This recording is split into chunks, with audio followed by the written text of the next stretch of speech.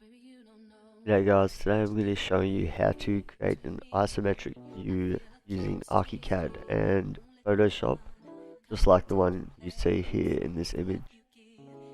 Now you don't have to specifically use ArchiCAD, but that's what I use to create mine. So as you can see, I've got my project file here, and you want to choose what section you want to create your isometric view. So I've chosen the end part of the building, and I've just selected it using the marquee tool and created a view and placed it onto a layout.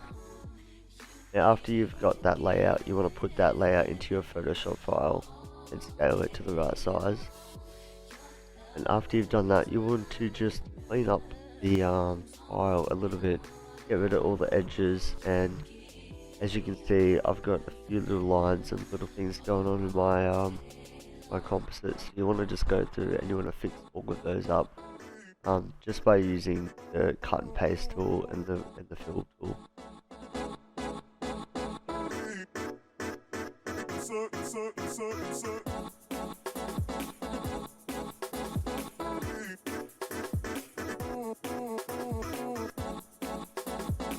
Now after your layout is looking nice and clean, you want to import a seamless material or multiple seamless materials for your project. I start off by doing the dirt here, as you can see, and I'm just putting the seamless material. The reason it has to be seamless is so that you can duplicate that and move it across, so then it just creates one big fill. Now after you've done this, you can merge the layers and cover them where you want the fills to be. So the dirt is going to be covering all the garden beds in this project, and then you want to grab them all, combine them into one layer, right click, merge layer.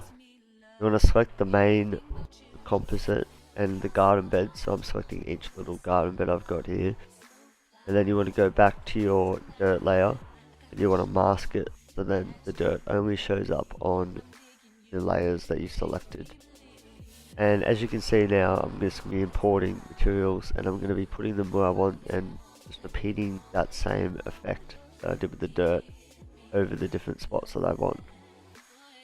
Now the difference between doing this with normal elevation and isometric is we want to create a angle. So we want to use the warp mode. You want to press Ctrl T and click that warp button up the top middle button, and you want to kind of take the corner points and move them to where the isometric angle is. This might take a little bit of tweaking and playing around to do, but this creates that effect that the grass is moving that way instead of just being front on, because obviously the angle that we're looking at is different to just being front on.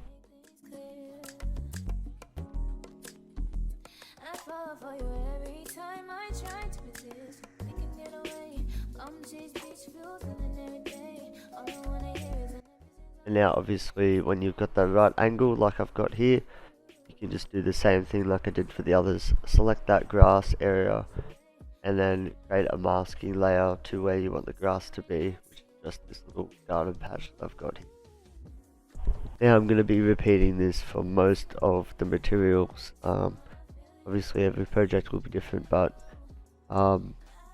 you'll just be putting the materials in and warping them or moving them to where you want your materials to be shown. But remember to just merge the materials, select the area using the original layer, and then mask the material layer.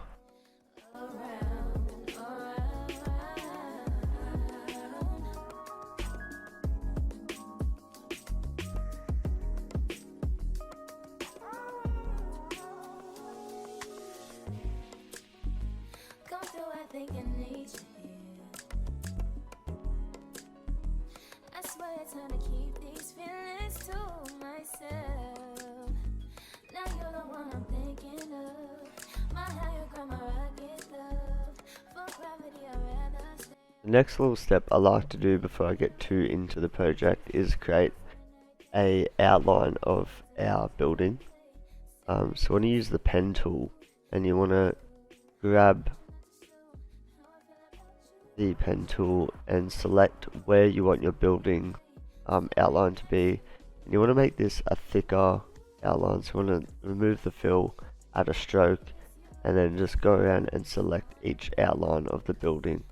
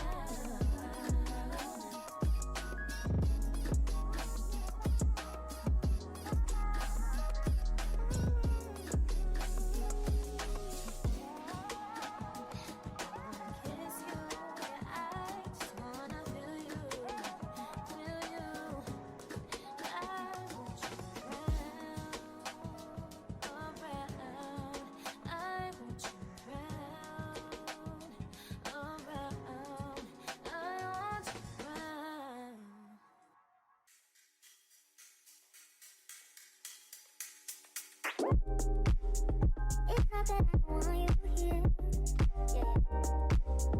It's something about the way you say it to my eyes. I know that I don't make things clear.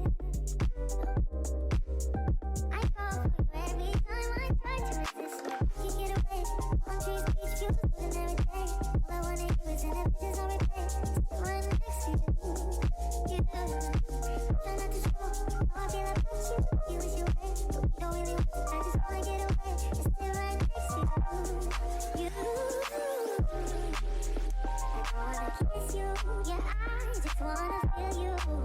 Feel you. I want you around. Around. I want you around.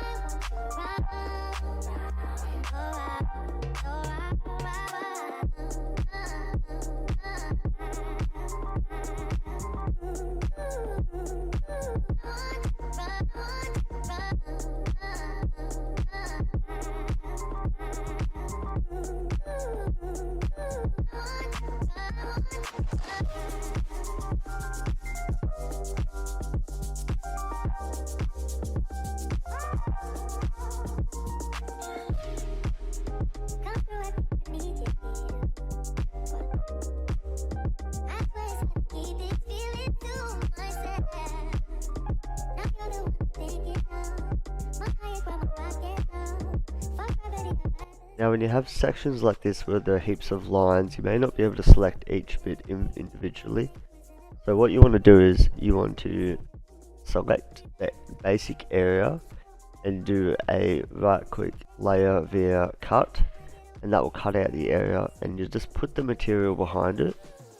And then with the cut layer you want to use a blending mode. So right here I've got the material, I'm scaling the one behind it, and there's the original, and you want to use a multiplier or a darkened, so then it just shows that material behind the lines instead of selecting each line individually.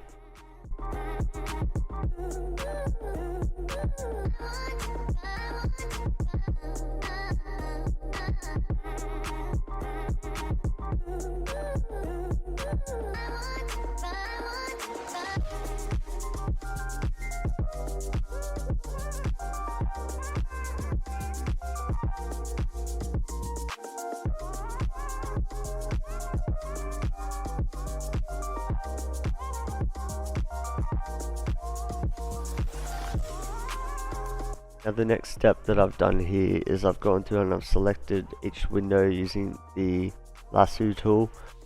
You can select it using the magic wand, but obviously I've got lines in the background so it's not going to work too well. And you want to select these and just add a fill to it, so then you can just select them easy, and you can do what you want with the windows. I like to add gradients to them just to give them a nice gradient look and remove that background a little bit. You're not seeing the edges of the building.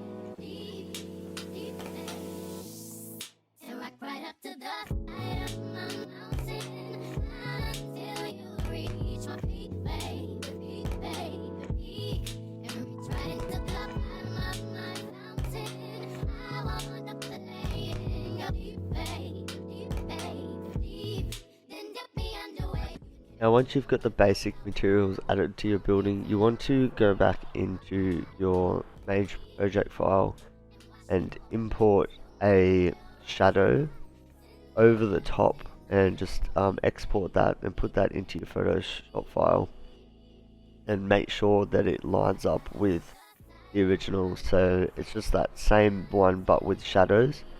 So then what you can do is you can reduce the opacity, and it also creates a whitish look, so it lessens the boldness of the materials and also shows the shadow in the background.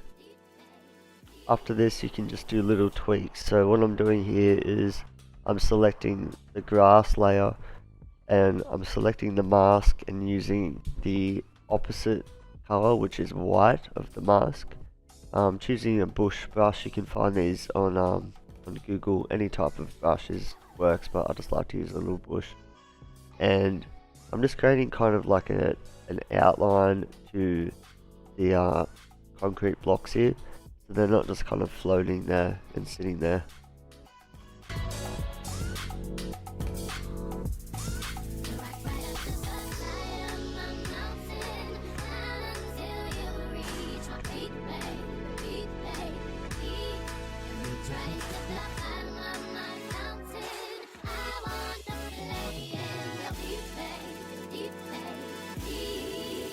Now the next step is to add some trees into your file, or bushes. So I've got two little tree stumps there, so I've just selected some trees from Google and chosen which one I like. Layer via copy, right click, and then you want to just get rid of the background using the darken mode and move them to where you would like. Now I've also done the same with bushes, but obviously because we're in isometric view, when you move the bush you're going to have to use the warp tool again. So you want to Control T, select that warp tool, and just like with the materials, move those to suit and move them to the direction of where you want the bushes to lay.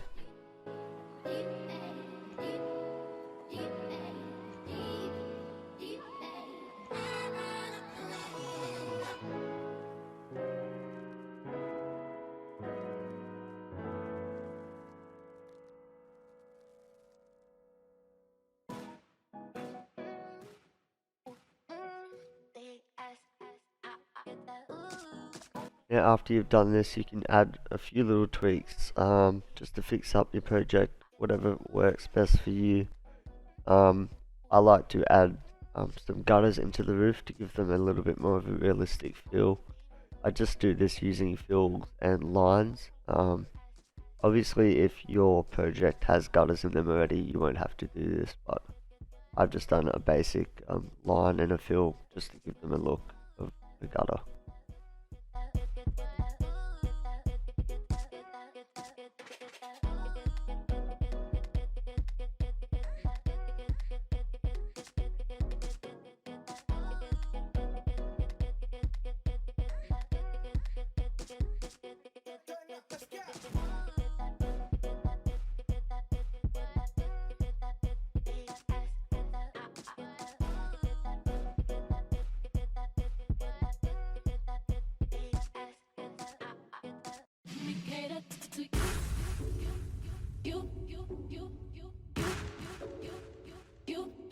And now you can just do some basic labeling using your pen tool. This really depends on your project as well, what kind of labeling you want to do.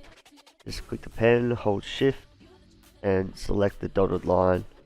Obviously the thickness depends on what you want, but I kind of like my lines a bit thick. And then after this you can use the circle tool, just add where the material is pointing to. And then obviously duplicate these instead of doing them all separately, and move them across to where you would like.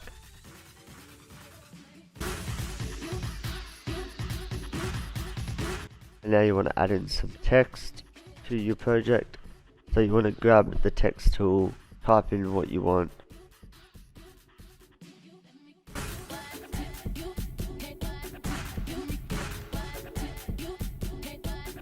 And to give it that isometric look, you want to press Control T, and you want to click up the top, and you want to change the angle that the text is showing at.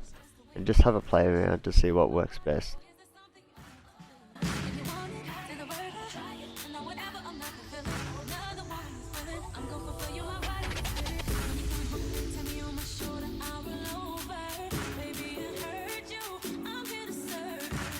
And then last but not least, you want to add in a background. You don't have to do this, white works perfectly well, but I like to give my backgrounds sort of like a grunge look. You can find these mostly anywhere on material websites, but just like a white paperish grunge look I think works pretty neat and will work well with your posters.